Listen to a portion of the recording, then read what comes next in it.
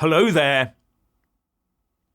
The BBC sunk to a whole new low yesterday by giving illegal immigrants cum asylum seekers the opportunity on Question Time to lecture the British public on human rights.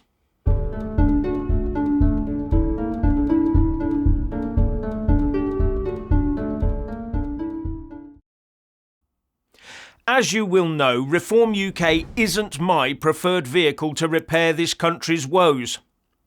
But they are coming under a relentless attack from the woke open borders Marxists at the moment.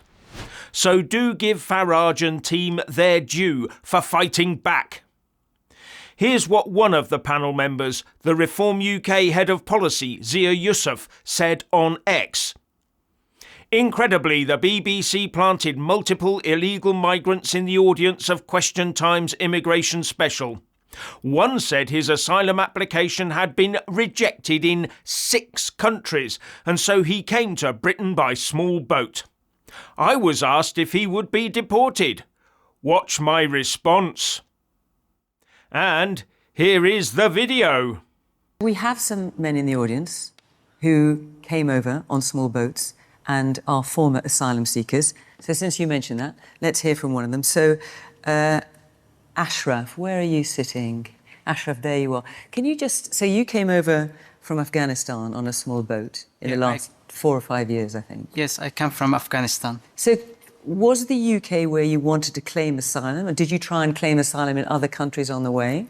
I applied for asylum. I was a refugee and I passed many interviews in different countries. So tell us which country did you try to claim asylum in? My first interview was in Turkey, and the second one in Macedonia, in Serbia, in Romania, Austria, and recently in Germany, but that ain't in here. So you applied for asylum in all those countries, what, and they all turned you down?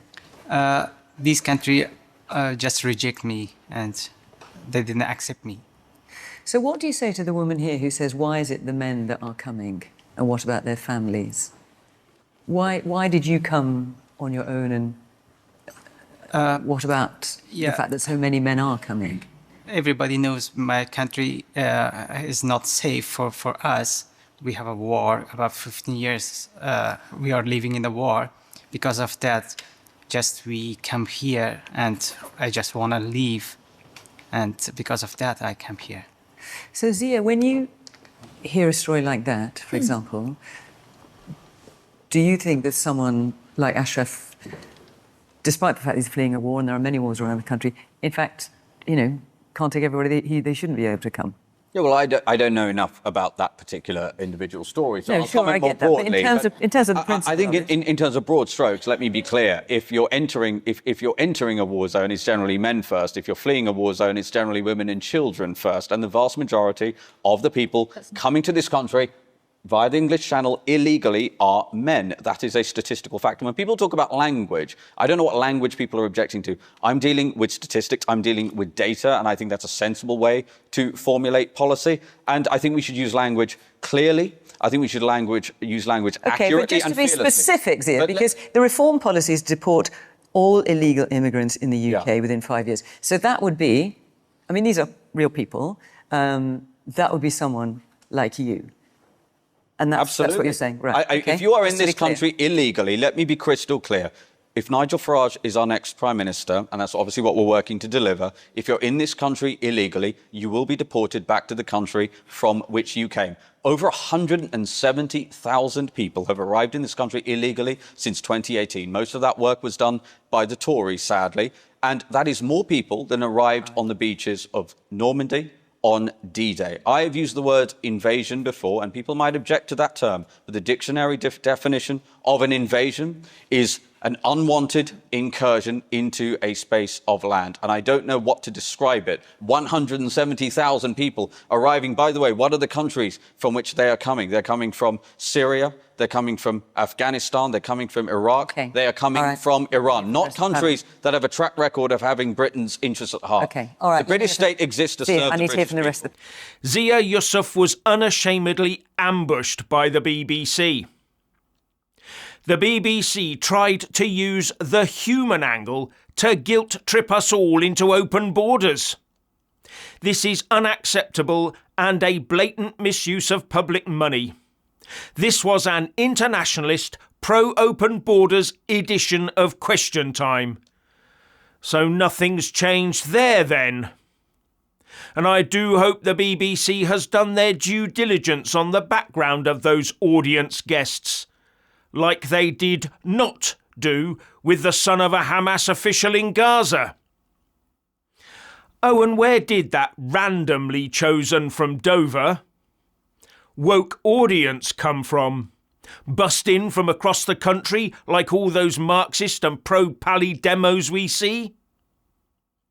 Now a quick interjection. Most of you watching right now aren't subscribed, so here's what you need to do after liking this video. Press the subscribe button, then hit the little bell and select all, and ensure your YouTube app is set to accept notifications.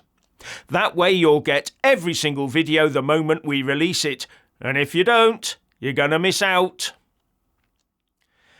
And another migrant placed in the audience had an earpiece and read a script from his mobile, including stuff about how wonderful the ECHR is.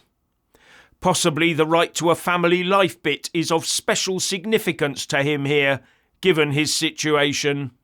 So the man in the white shirt, now I know you came over on a small boat. Am I right about that? Yeah. What's your response to what you're hearing? Because obviously everyone is talking about people like you. Well, let me say something first. I just want to clear that leaving the convention doesn't just affect the migrants. It would give ordinary people one less court,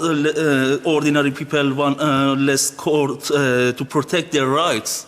Even for weekend checks and the government power risk on peace settlement in Northern Ireland and damage our security cooperation. Let me ask you about your situation. I mean, since we were talking about immigration in this program today, we thought, and we would be talking about people like you, we would see if there were, 2 or 3, 4 people who wanted to come along who are in that situation, and I know you are. So you, because I talked to you beforehand, you came from Iran. I just wonder what you think of this idea, because one thing that the government is talking about is if, and a number of parties are, if the countries are safe, they become safe once you have left them, in your case, Iran. Okay. Would you be then happy to go back? Well, there's 2 points which we need to take care about them. First of all, okay, physically, if Iran is safe, the regime changed, there is a regime change in Iran, okay, that's safe for people like me to go back to Iran. But the second thing which we need to take care about it is, for example, for me, I have a 4-month-old daughter, so she born here, and she's growing up here. She will growing up here, learning English, learning how to read and write English, and she won't know how to read and write Farsi or even speak Farsi. So you wouldn't want to go back with your family? Yeah, even after, let's say, after 5 years, a government from Mr. Zia reform, which came originally from a migrant family, came tell me to go back to your country. What will happen to my daughter? Do you think this is I'll happily answer that question. My parents came here legally. They did not come here illegally. And look, there's a clear dividing line in British politics. If you're watching this at home and you want to vote for a party that will prioritise the interests of foreign nationals who came here illegally, or do you want to vote for a party that's going to prioritise British citizens who work hard, set their alarm clocks in the evening before going to bed, and toil to pay tax money? That is not the dividing line. That is not the dividing line in British politics right now. Do you know how much money the British taxpayer had to pay? There are other choices available. Do you know how much money the British taxpayers had to pay for universal credit payments alone for foreign nationals last year? That was £10 billion. Do you know how much an asylum seeker gets a week? Hang on, if you're talking, no one can hear. £49 a week. £49 a week. This is what this man wants to take off you. British taxpayers will be spending half the forecast defence budget on universal credit alone for foreign nationals. There's nothing about that that's remotely acceptable. And I'm sorry, we will stick up for British citizens who paid their taxes. Is it not clear by now that the state broadcaster and a fair chunk of our establishment politicians are totally committed to virtue signalling our country into destitution and destruction? The same people who would berate Liz Truss for claiming her uncosted tax cuts that never happened damaged the country are quite content, in fact extremely delighted, to talk about uncosted open borders and benefits payments for all. The bottomless treasury of money where newcomers are concerned. As long as someone else, the farmers, the pensioners, the hard workers, the entrepreneurs, as long as they are all screwed over to pay for it all. Thankfully, though, this will have severely backfired on the BBC and the internationalist woke Marxists, because the ordinary Brit, having watched that stage-managed open borders propaganda, will now flatly reject it. And that's despite having filled the audience to the gunnels with immigrants and woke open border supporters. They did exactly the same sort of thing in the run-up to the Brexit referendum and failed, didn't they? Now they're trying it on with open borders. Now, part of me wants to think that maybe the BBC is doing this as a type of reverse psychological trick to get the public to come down on the side of tight border controls. But no, I think the organisation is corrupted by the internationalist Marxists and is failing miserably to convince anyone that opening our borders is a wonderful thing. It doesn't matter what the sneering wokesters say. It's over for them.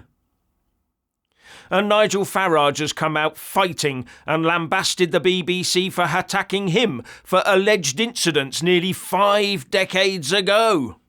I thought this morning's performance by one of your lower grade presenters on the Today programme was utterly disgraceful. I think to frame a question around the leader of Reform's relationship with Hitler, which is how she framed it, was despicable, disgusting, beyond belief. Are you surprised that 500,000 people every year refuse to pay the licence fee? But let me say this to you. The double standards and hypocrisy of the BBC are absolutely astonishing. At the time I was alleged to have made these remarks, one of your most popular weekly shows was the Black and White Minstrels, right? The BBC were very happy to use blackface. Oh, and not just in the Black and White Minstrels, you did it in It Ain't Half Hot Mum as well. And what about Alf Garnett? Do you remember what he called Marigold? Do you remember the word he used to describe Marigold on not live, but on primetime national TV? I better not repeat the word, otherwise you'll all use it and say that I used it. Homophobia? It ain't half hot, Mum. Are you being served? Oh, and what about Bernard Manning? Perfectly happy at exactly the same time for Bernard Manning to appear on primetime national BBC comedy, telling jokes for which these days you'd probably get a knock at the door from our thought police and perhaps get a 31-month prison sentence. I cannot put up with the double standards of the BBC about what I'm alleged to have said 49 years ago and what you were putting out on mainstream content. So I want an apology from the BBC for virtually everything you did throughout the 1970s and 80s. And I will respond to your direct question. I've received many letters over the course of the last few days from people that I was at school with. This one I think is particularly relevant. I was a Jewish pupil at Dulwich College at the same time, and I remember him very well. While there was plenty of macho, tongue-in-cheek schoolboy banter, it was humour. And yes, sometimes it was offensive, rather like most of the BBC's output. But never with malice. I never heard him racially abuse anyone. If he had, he would have been reported and punished. He wasn't. The news stories are without evidence except for belatedly politically dubious recollections from nearly half a century ago.